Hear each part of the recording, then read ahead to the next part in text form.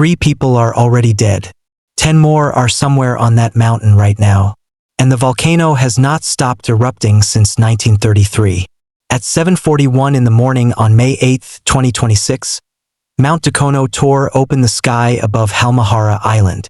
An ash column punched 10 kilometers into the air above the jungle, high enough to rearrange the light, high enough to be seen from the sea.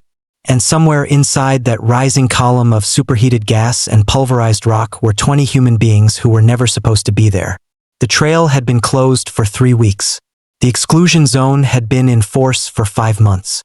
Every warning system Indonesia possessed had been aimed directly at this mountain. And none of it was enough. This is where the story begins. Not at the summit. Not with the geology. With 20 people crossing a barrier they were told not to cross, and a mountain that responded with the deadliest single eruption in its 92 years of continuous recorded history. 20 hikers were on the slopes of Mount Dukono when the eruption hit. 9 were Singaporean nationals. 11 were Indonesian. By afternoon, 3 were dead. 2 foreign nationals and 1 resident of Ternate. 5 were injured and had to be extracted through falling ash. 10 were unaccounted for. 7 made it down on their own. Iwan Ramdhani, the head of the Basarnas Ternate office, Indonesia's national search and rescue agency, told Reuters his teams were ascending the mountain and that, based on field reports, roughly 20 people were still being searched for. Erlikson Pasarabu, the North Halmahera District Police Chief, confirmed the death toll live on Compass TV. The numbers were still moving when the cameras went live. They may still be moving now. But here is the detail that most coverage has already buried. The reason those 20 people were on that mountain, the reason this eruption found anyone to kill, is not carelessness in the abstract. It is the specific, documented, institutional failure of human beings to obey a system that was working exactly as designed. Go back to December 3, 2023. Mount Marapi, West Sumatra. Alert Level 2. Trail open. 75 hikers on the mountain. 23 of them never came back down. That single event rewrote Indonesia's volcanic safety architecture. The country's volcanology agency, PVMBG, expanded its closure authority nationwide. New criteria were established for hiking access at every active volcano in the archipelago. 2 separate procedures, written in the aftermath of those 23 deaths, converged on Mount Dukono. A permanent 4-kilometer exclusion zone around the Malyapang Warong crater, and a seismic-triggered protocol that allowed PVMBG to close hiking trails entirely when activity escalated. On April 17, 2026, seismic readings rose. PVMBG activated the protocol. The Dukono Trail was closed, completely, officially, with posted notice. On May 8, 2026, at 7:41 in the morning, 20 people walked past that closure and up the mountain anyway. You need to understand what kind of mountain they walked onto, because this is where the story stops being about a single eruption and starts being about something far older, far larger, and far more permanent. Mount Dukono has not stopped erupting in 92 years. That is not a metaphor. That is not a rounding error. Since 1933, the magma column inside this mountain has never sealed. Most volcanoes operate on a cycle. Pressure builds, the mountain erupts, the conduit closes, the system rests, the cycle begins again. Dukono does not rest.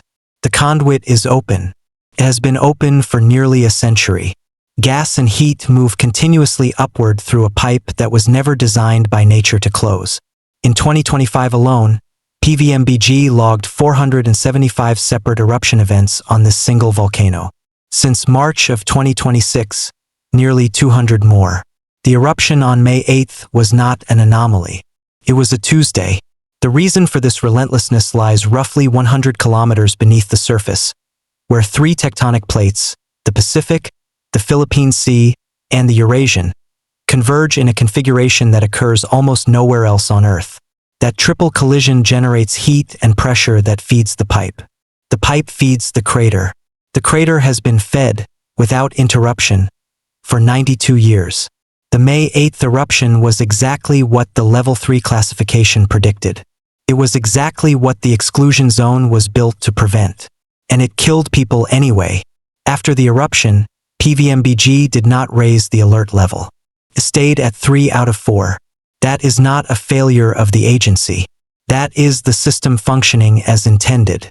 Level 3 in Indonesia does not mean catastrophe is imminent.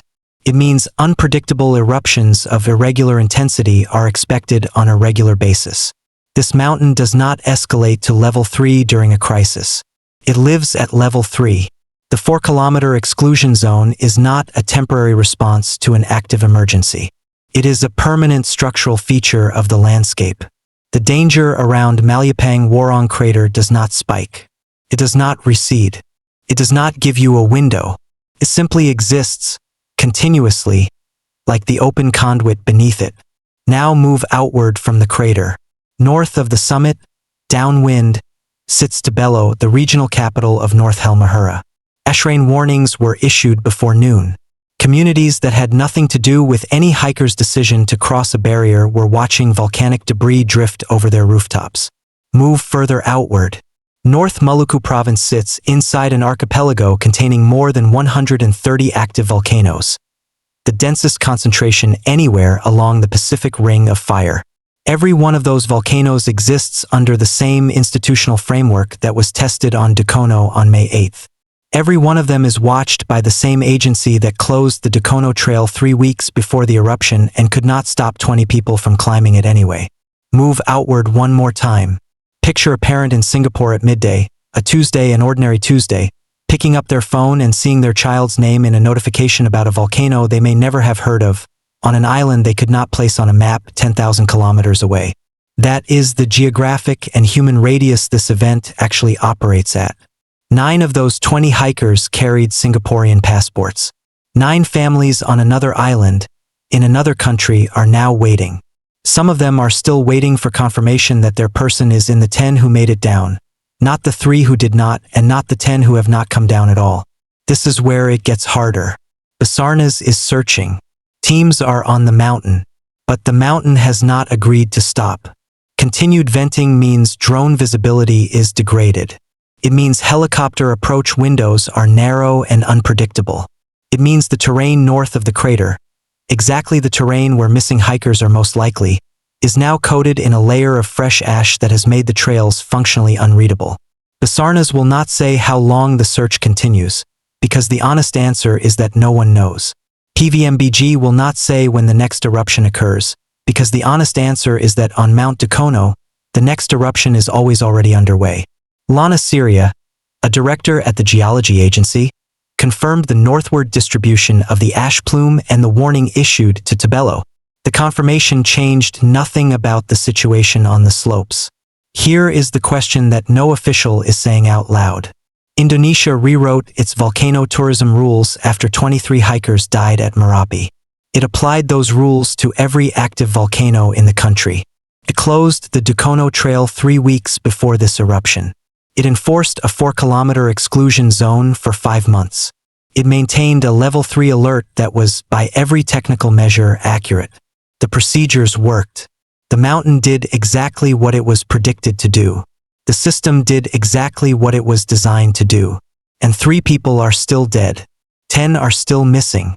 What does it mean when the system works and the outcome does not improve? The 23 names from December 3, 2023 exist because hikers climbed a mountain that was legally open that morning, classified at a level that permitted access with no formal barrier between them and the summit. The names from May 8, 2026 exist because hikers climbed a mountain that had been legally closed for 3 weeks, surrounded by a permanent exclusion zone, maintained under a continuous eruption alert for nearly a century, and crossed every barrier anyway. The difference between those 2 events is the entire apparatus of reformed Indonesian volcanology. The outcome is statistically similar. And what does it say about a country managing 130 active volcanoes that the deadliest failures keep occurring on the mountains the system was watching most carefully? The ash is still drifting north toward Tebelo. The conduit beneath Malapang Warong is still open. It has been open since 1933 and will be open tomorrow. 10 people are somewhere on that mountain in terrain no one can currently read from the air. The rescue teams are climbing a volcano that has erupted nearly 700 times in the past 16 months, looking for people who entered through a closed gate. The next eruption has not been scheduled because on Mount Dukono it never is. It is simply the next moment whenever that arrives.